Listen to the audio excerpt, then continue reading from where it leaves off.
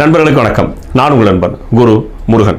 இன்றைக்கி ஒரு முக்கியமான விஷயத்தை உங்கள்கிட்ட பகிர்ந்துக்கலாம் அப்படின்னு நினைக்கிறேன். அதுக்காக தான் அந்த வீடியோ. நேரம் இருந்துச்சுன்னா, பொறுமை இருந்துச்சுன்னா கவனிங்க. நான் உங்களிடத்தில் சொல்ல விரும்புகிற முக்கியமான விஷயம் என்னென்னா, திராவிட முன்னேற்ற கழகம் அப்படின்னு ஒரு கட்சி இருக்குது. உங்களுக்கு எல்லாருக்கும் தெரியும். அந்த கட்சியை டிஎம்கே அப்படின்னு ஷார்ட்டாக சொல்லுவாங்க. இந்த கட்சி பார்த்தீங்கன்னா நாட்டில் நாங்கள் மிகப்பெரிய புரட்சியை உண்டு பண்ணியிருக்கோம். நாங்கள் தான் சமத்துவம், சகோதரத்துவம் இது எல்லாத்தையும் கொண்டு வந்திருக்கிறோம். பெண் உரிமையை பேணி பாதுகாத்துருக்கிறோம். பெண்களுக்கான பிரதிநிதித்துவம் கொண்டு வந்திருக்கோம். நாங்கள் இல்லைனா நீங்களாம் படிச்சிருக்க முடியாது, நாங்கள் இல்லைனா நீங்கள் பாத்ரூமுக்கு செருப்பு கூட போயிருக்க முடியாது அப்படின்ற மாதிரிக்க வண்டையாக உருட்டி ஊருக்குள்ளே பேசிக்கிட்டு இருக்கிற ஒரு மாபெரும் இயக்கம். இந்த மாபெரும் இயக்கம் பார்த்திங்கன்னா தேர்தலில் போட்டியிடக்கூடிய வேட்பாளர்கள் பட்டியலை வெளியிட்டிருக்கிறது. 2024 பாராளுமன்ற தேர்தலுடைய போட்டி.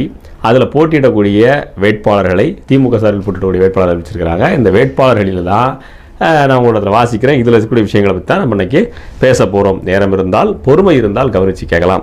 சரி, இந்த வேட்பாளர்களை பொறுத்தளவுக்கு முதல்ல பெண் வேட்பாளர்கள் பார்ப்போம். ஏன்னா 33% இடஒதுக்கீடு கொடுத்தே ஆகணும் அப்படின்னு பாராளுமன்றத்தில் மல்லு கட்டுற கூட்டம் இவங்க தான் அப்படின்னு ஊருக்குள்ளே பேசிக்கிறாங்க. யார் பேசிக்கிட்டா? அதையும் அவங்களே தான் பேசிக்கிட்டாங்க. சரி, 33% கொடுத்துருக்காங்க அப்படின்னு சொல்லிக்கிட்டாங்க இல்லையா? இவங்க எத்தனை பெண் வேட்பாளர் கொடுத்துருக்காங்க, எந்த தொகுதிங்கிறத முதல்ல பார்ப்போம். முதல்ல பார்த்தீங்கன்னா தென்காசி தனித்தொகுதி டாக்டர் ராணி அப்படிங்கிறவங்களுக்கு சீட்டு கொடுத்துருக்காங்க திமுக சார்பாக. இவங்க தாத்தா அதிமுகவில் ஏற்கனவே எம்எல்ஏவாக இருந்தாராம். அதனால் அப்படியே வழியாக அரசியல் பரம்பரைங்கிறனால திமுகவில் சீட்டு கேட்டு வாங்கியிருக்காங்க. சங்கரங்கோவில் பகுதியினுடைய முக்கியமான நிர்வாகி இவங்களுக்கு ரெக்கமெண்டேஷன்ஸ் கொடுத்துருக்கிறதாகவும் ஒரு தகவல். திமுகவில் இருக்கிற முக்கிய பிரபலமாக இருக்கிற கனிமொழி அவங்களுடைய மனதில் இவங்க இடம் பிடிச்சதுனால இவங்களுக்கு சீட்டு அப்படின்னு தென்காசியில் கொடுத்துருக்குறாங்க. தென்காசியில் சீட்டை கொடுத்து பாஜகவிற்கு பலம் சேர்த்துருக்காங்க அப்படிங்கிறத கூட மறைமுகமாக சொல்லலாம். சரி, அடுத்தாக்கில் தென் சென்னை தமிழச்சி தங்கப்பாண்டியன். தமிழச்சி தங்கப்பாண்டியன் உங்களுக்கு தெரியலன்னா ஃபோட்டோ சைடில் போட்டிருப்பேன், கண்டிப்பாக உங்களுக்கு ஞாபகம் வந்திருக்கும். இவங்களை ரொம்ப பிரபலமான நபர் அப்படின்னு பார்த்தீங்கன்னா எப்படி சொல்லலாம்னா, அதாங்க நம்ம எல்டிபிக்யூன்னு ஒரு குரூப் இருக்குல்ல, ஓரின சேர்க்கையாளர்கள் கூட்டம்லாம் இருந்துச்சு. அது கூட்டம் சென்னையில் நடந்துச்சு. அதுக்கு நம்ம அம்மாலாம் போய் தலைமை தாங்கிலாம் நடத்தி வச்ச மாதிரில ஏதோ வந்துச்சு இணையதளங்களில் வீடியோக்கள்லாம்.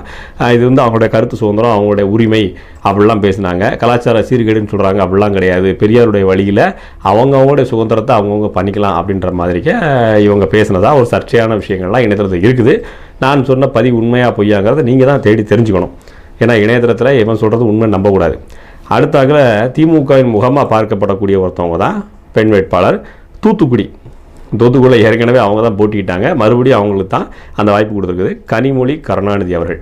சரி, இந்த 3 பெண் வேட்பாளர்கள் மட்டும்தான் திமுக கொடுத்துருக்குது. திமுக கிட்டத்தட்ட 21 தொகுதியில் போட்டியிடுறதா தகவல். 21 தொகுதியில் 3 தொகுதி தான் பெண் வேட்பாளர். அப்படின்னா எத்தனை சதவீதம் எனக்கு கணக்கு வழக்கு சரியாக தெரியாது. நீங்கள் கணக்கு போட்டு கமெண்டில் சொல்லுங்கள். ஆனால் ஒரு 33% எப்படியாவது கொடுத்தாகணும் அப்படின்னு முயற்சி பண்ணியிருக்காங்க போல் அப்படின்னு உருட்டுவாங்க பெரியாருடைய உடன்பிறப்புகள். அவங்க ஒரு பக்கம் ஓரமாக உருட்டி விளையாடட்டும். ஒரு கட்சி தேர்தலில் 50% பெண்களுக்கு 50% ஆண்களுக்குன்னு கொடுத்து தேர்தலில் போட்டியிடுது அப்படிங்கிறதையும் உங்களிடத்தில் சொல்ல விரும்புகிறேன். சரி, அடுத்ததாக வேட்பாளர்கள் பட்டியலுக்கு வருவோம். இந்த வேட்பாளர்கள் பட்டியலில் மிக முக்கியமானது டிஆர் பாலு. திருப்பரம்பூர் தொகுதியில் நிற்கிறார். ஸ்ரீபெரும்புதூர் தொகுதின்னு சொல்லுவாங்க. இந்த தொகுதியில் நிற்கிறாப்புல டிஆர் பாலு. டிப்பர் லாரியில் மண்ணில் வந்தவர் இத்தனை பெரிய கோடீஸ்வரனா அப்படின்ட்டு ஒருத்தவங்களை பற்றி இணையதளத்தில் போடுவாங்களே, அந்த மாமனிதரே தான். ஏங்க, இலங்கைக்கு போய் ராஜபக்சேட்ட பரிசு பொருள் வாங்கி ராஜபக்சே மிரட்டிட்டு வந்தார்லாங்க, அவரே தான் டிஆர் பாலு. அவர் தான் இருக்கார். நாங்கள் நியூட்ரினோ ஆய்வு பண்ணுறது அந்த இதெல்லாம் நாங்கள் இது பண்ணலை. நாங்கள் அழிவுத்திட்டங்கள் கொண்டு வரல. நாங்கள் அதை ஆராய்ச்சி பண்ணுறதுக்கு அனுமதிக்கு தான் நாங்கள் பண்ணோம். நாங்கள் திமுக பார்ட்டி தான் சேர்ந்து செஞ்சுது அப்படின்னு சொன்னார் இல்லையா? என்ன தையா அதெல்லாம் நாங்கள் உங்களை மாதிரி ஆளுங்களா அப்படின்னு கேட்டாங்க இல்லையா? அந்த நபர் தான் மாண்புமிகு டிஆர் பாலு. இதுக்கு முன்னாடி அமைச்சராக இருந்தார், மத்திய அமைச்சர், கப்பல் போக்குவரத்துறைன்னு நினைக்கிறேன். என்ன அமைச்சர் எக்ஸாக்டாக தெரியல, நீங்கள் கமெண்டில் போட்டு விடுங்க. அடுத்தாக்கில் நீலகிரி. நான் சொன்ன உடனே உங்களுக்கு யாருன்னு தெரிஞ்சிருக்கோம், ராசா. 2G புகழ் ராஜான்னு சொல்லுவாங்க. இந்த 2G புகழ் ராஜா அவர்கள் பார்த்தீங்கன்னா நீலகிரி தொகுதியில் போட்டிடுறாரு. நீலகிரி தொகுதியை பொறுத்தளவுக்கு அது தனி தொகுதி. மறுபடியும் சொல்கிறேன், தனி தொகுதி. இவங்க வாய்ப்பு கொடுத்த தொகுதி என்ன தொகுதி? தனி தொகுதியாக இருக்குது. கேட்டால் என்ன சொல்லுவாங்க, நாங்கள் இது பேசுகிறோம், என்ன பேசுகிறோம், பெரியாரியம் பேசுகிறோம், நாங்கள் சமத்துவம் படைக்கிறோம், நாங்கள் எல்லாருக்கும் எல்லாம்னு சொல்கிறோமுங்க அப்படிம்பாங்க. பொது வீதியில் நடக்காதீங்க அப்படின்னு சொல்கிறது எவ்வளோ பெரிய சொல்லாடலோ, அதே போல் பொது தொகுதி கேட்காதீங்க அப்படின்றதும் அதே மாதிரியான சொல்லாடல் தான் அப்படின்னு விசிகாவை சேர்ந்த வன்னியரசு ஏற்கனவே நியூஸ் 7 பேட்டியில் கொடுத்துருக்காப்புல. அந்த கட்சிக்கும் தனித்தொகுதி தான்.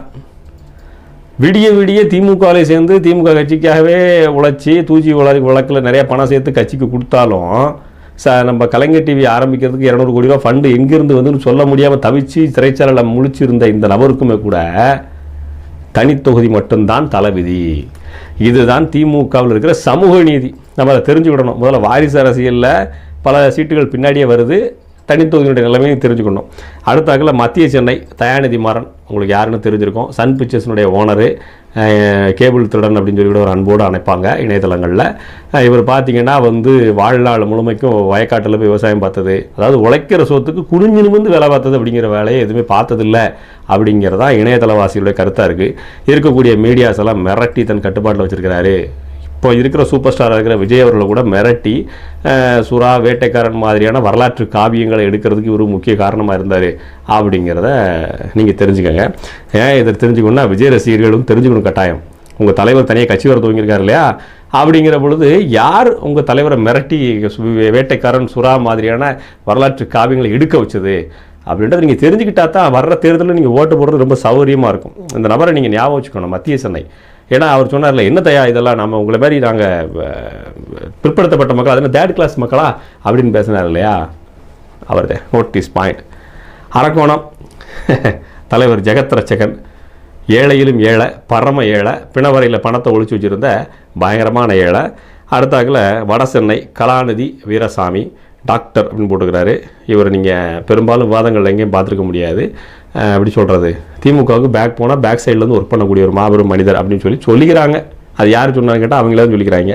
அடுத்து காஞ்சிபுரம் தனித்தொகுதி செல்வம், வேலூர் கதிரானந்த். இவர் யாருன்னு கேட்டிங்கன்னா துரைமுருகன் அமைச்சர் இருக்கார் இல்லையா, அதாங்க தமிழ்நாட்டில் இருக்கிற இயற்கை வளங்களை பூரா கொள்ளையடிச்சு கேரளா கொண்டு போகிறதுல ஒன்றும் இது பிரச்சனை இல்லை, நாங்கள் அதெல்லாம் தடுக்க முடியாது அப்படின்னு பேசுவார் இல்லையா, நீர்வளத்துறை அமைச்சர். இதெல்லாம் பார்த்துக்கிற பொதுப்பணித்துறையெல்லாம் கட்டுப்பாட்டில் வச்சுருக்காருல்ல, அவரோட பையங்க அதான் முத்தமிழறிஞர் கூட ரொம்ப நாள் இருந்தார்ல, தெரிஞ்சு போச்சுல யாருன்னு, முதலமைச்சருக்கு பக்கத்தில் உட்காந்துருப்பார்ல, அவரோட பையன் தான் கதிரானந்த்.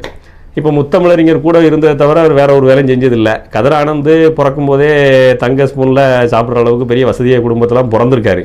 ஆனால் அவங்க அப்பா எப்படி பணம் சேர்த்தாருங்கிறது இங்கே கேட்கக்கூடாது. கேட்டுட்டிங்கன்னா உங்களுக்கு சுய அறிவு வந்துருச்சுன்னு அர்த்தம். கேட்டுட்டிங்கன்னா நீங்கள் யோசிக்க ஆரம்பிச்சிங்கன்னு அர்த்தம். யோசிக்க ஆரம்பிச்சிட்டிங்கன்னா நீங்கள் திமுகவில் இருக்க முடியாது. கதிரானந்தனுடைய சொத்து மதிப்பை நீங்கள் கணக்கிட்டு போய் பார்த்தீங்கன்னா தமிழகத்தின் கடனில் பாதி அடைச்சிடலாம். மாபெரும் செல்வ புனிதர் தான் அவர், அவ்வளோ ஏழையாக தான் இருக்கிறாப்புல. ஆனால் பாருங்கள், மக்களுக்கு ஓட்டுக்கு 1000 ரூபா தான் கொடுப்பார். சரி, தருமபுரி வழக்கறிஞர் மணி, திருவண்ணாமலை CN அண்ணாதுரை, அவர் நினைச்சிடாதீங்க, அப்படி பேர் போட்டு மக்களை கவர் பண்ணுறாங்க, வேற ஒன்றும் இல்லை. ஆரணி தரணிவேந்தன், கள்ளக்குறிச்சி மலையரசன், சேலம் TM செல்வ கணபதி, ஒரு டிவி வாதங்கள்லாம் அடிக்கடி அப்பப்போ வருவார், தலை கேட்டு போவாப்பில். ஈரோடு பிரகாஷ், கோவை கணபதி ராஜ்குமார். கோவையில் கணபதி ராஜ்குமார் அப்படிங்கிற வேட்பாளர் மேலே ஏற்கனவே விமர்சனங்கள் இருக்குது. அதிமுகலேருந்து வந்தவர், இவர் பிஜேபி பின்புலம் உடையவர், இந்த மாதிரி விமர்சனங்கள் அவருக்கு ஏற்கனவே இருக்குது. கோவை தொகுதி வீக் பண்ணி விட்டு, அதாவது கொஞ்சம் ஸ்ட்ரென்த்தான கேண்டிடேட்டாக போடாமல் டம்மி கேண்டிடேட்டாக போட்டு சின்னத்துக்காக உழுகிற ஓட்டை மட்டும் வச்சுக்கிட்டோம்னு சொன்னாக்கா இந்த இடத்துல நம்ம பிஜேபி வெல்ல வைக்கலாம் அப்படிங்கிற முடிவை கட்சி எடுத்திருக்கிறதா ஒரு ரகசிய தகவல். அதனால் கோவையில் பிஜேபி கொஞ்சம் ஸ்ட்ராங்காக கால்தடம் பதிக்கிறதுக்கு இந்த நபர் உதவி செய்கிறதுக்கு வாய்ப்புகள் இருக்கிறது. பொள்ளாச்சி ஈஸ்வரசாமி, ஏற்கனவே கொஞ்சம் பொள்ளாச்சியில் பேர் போன நபர் தான். பெரம்பூர் அருண் நேரு, தஞ்சாவூர் முரசொலி, பேரெல்லாம் பார்த்தீங்கன்னு வச்சுக்கோங்களேன், அடேங்கப்பா. தேனி தங்க தமிழ்ச்செல்வன், இந்த பேரை நீங்கள் கேள்விப்பட்டிருப்பீங்க இணையதளங்களில். தங்க தமிழ்ச்செல்வன் அதிமுக இருந்தார், மாபெரும் மேதையா. இப்போ இங்கே சீட்டே வாங்கிட்டாப்புல, பரவாயில்லையா, சீட்டு கொடுக்குற அளவுக்கு டெவலப் ஆகிட்டாப்புல. ஆனால் நாம் தமிழர்லேருந்து வெளியே போனார்ல ராஜீவ்காந்தி, சீட்டு கேட்டுருக்கு பார்த்துருக்காப்புல, உனக்கு பெயிண்டிங் கான்ட்ராக்ட் கொடுக்குறதே தப்பு, சீட்டு வரை கேட்குற அடிக்கி அப்படின்னு வெளியே பற்றி விட்ருக்காங்க. சரி, ராஜீவ்காந்திக்கு வர்ற சட்டமன்ற தேர்தலில் சீட்டு கொடுப்பாங்களா அப்படின்றத அவங்களோட கருத்துக்களை மறக்காமல் பதிவு செய்யுங்க. ஏன்னா வக்கீல் வண்டுமுருகன் கோவத்தில் போய் சீமானண்ணன் தம்பிகள்கிட்ட நீங்கள் எங்களை கட்சியில் சேர்த்துக்கங்கடப்பா, சீம்களை சீட்டு தர மாட்டாங்க, எனக்கு நீங்கள் சீட்டு தாங்க அப்படின்னு கேட்டாலும் கேட்டுருவார்.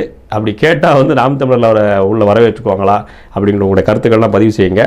எது எப்படியோ எத்தனை பெரியாரிசம், அந்த இசம், இந்த இசம்னு போட்டு 1000 மேடைகளை போட்டு இந்த குரூப்புகள் வண்டியாக வாண்டடாக உருட்டுனாலும் கடைசியில் கொடுக்க போகிறது என்னவோ, பிற்படுத்தப்பட்ட சமுதாயத்துக்கு, ஒடுக்கப்பட்ட சமுதாய மக்களுக்கு கொடுக்க போகிறது என்னவோ தனி தொகுதி தான். இந்த வேட்பாளர் பட்டியலில் கூடுதல் ஒரு தகவலையும் உங்களுக்கு சொல்ல விரும்புகிறேன். அது என்னன்னா, இந்த ஒட்டுமொத்த வேட்பாளர் பட்டியலில் நாடார் சமுதாயத்தை சார்ந்த ஒருவருக்கு கூட சீட்டு இல்லை. நாடார் சமூகத்தை சார்ந்த ஒருவர் கூட சீட்டு கொடுக்கல. இதுதான் இங்கே எதிர்த்த உண்மை. அடுத்தால கவுண்டர் சமுதாயத்தை சார்ந்தவங்களுக்கும் சீட்டு இல்லை அப்படின்றது போல் சொல்லியிருக்காங்க. ஒருத்தர் கவுண்டர் சமுதாயத்தில் வந்திருக்காப்புல, இருந்தாலும் அவர் எங்கே கவுண்டர் இல்லை, கொங்கு வேளாள கவுண்டர் இல்லை, அவர் வேறு கவுண்டருங்க அப்படின்னு அரச புரசெல்லாம் பேசிக்கிறாங்க. ஸோ மிகப்பெரிய சமுதாயமாக இருக்கிற 2 சமுதாயத்துடைய ஓட்டையும் திமுக இழக்கிறதுக்கான வாய்ப்புகள் இருக்குது. இந்த வாய்ப்பை ஆப்போசிட்டில் இருக்கிற எந்த கட்சி சரியாக பயன்படுத்திக்குது அப்படிங்கிறத பார்ப்போம். வர்ற வேட்பாளர் பட்டியலில் நாடார் சமுதாயத்துக்கும், கொங்கு வேளாளர் சமுதாயத்துக்கும், மறவர் சமுதாயத்துக்கும் அதிகமான இடங்களை தேர்தலில் சீட்டை ஒதுக்குற கட்சிக்கு பெரும்பான்மையான சாதி ரீதியான ஓட்டுகள் விழுகிறதுக்கு வாய்ப்பு இருக்குது. இதெல்லாம் டிசைட் பண்ணி நாங்கள் சீட்டு கொடுக்க முடியுமாங்க அப்படின்னு கேட்டிங்கன்னா வேறு வழி இல்லை. தேர்தலில் நம்மால் ஒருத்தன் அங்கே நிற்கிறானா அப்படின்னு பார்ப்பாங்க. இதை கரெக்டாக காயினவர்த்தி தான் வந்து சரத்குமாரை வந்து பிஜேபி வந்து உள்ளே இழுத்து, கட்சியவே உள்ளே இழுத்து ராதிகா சரத்குமார் அவங்களுக்கு சீட்டை கொடுத்துருக்குது. கனிமொழி தன்னை நாடார்னு சொல்லிக்கிட்டாலும் நாடார் சமுதாய மக்கள் வந்து அவரை நாடாராக ஏற்றுக்கிறது இல்லை. ஏன்னா அவருடைய அப்பா வழி தான் சாதி பார்க்க முடியும். அவருடைய அப்பா மிஸ்டர் கருணாநிதி அவர்கள் வந்து நாடார் சமுதாயத்தை சார்ந்தவர் இல்லை அப்படிங்கிறதுனாலே அவரும் நாடார் இல்லை. அப்படின்ற போது இந்த ஒட்டுமொத்த லிஸ்ட்டுலையுமே திமுகவின் சார்பாக போட்டியிடக்கூடிய வேட்பாளர்கள் எவரும் நாடார் சமுதாயத்தை சார்ந்தவரும் இல்லை, கவுண்டர் சமுதாயத்தை சார்ந்தவரும் இல்லை. ஒரு வாய்ப்பு, ஒரு வெற்றிடம் இருக்குது. இந்த வெற்றிடத்தை வரக்கூடிய அடுத்த அதிமுகவுடைய வேட்பாளர்கள் எப்படி வருது, நாம் தமிழர் வேட்பாளர்கள் எப்படி வருதுங்கிறத பார்ப்போம். அதை வச்சு இந்த வெற்றிடத்தை நிரப்பக்கூடிய அளவுக்கு ஒரு ஓட் பேங்க் இருக்குது. பார்ப்போம் எப்படி ரிலீஸ் ஆகுதுன்னு. அடுத்த வீடியோவில் உங்களை வேட்பாளர் பட்டியலோட அடுத்த கட்சியோட பட்டியலோடு சந்திக்கிறேன். நன்றி.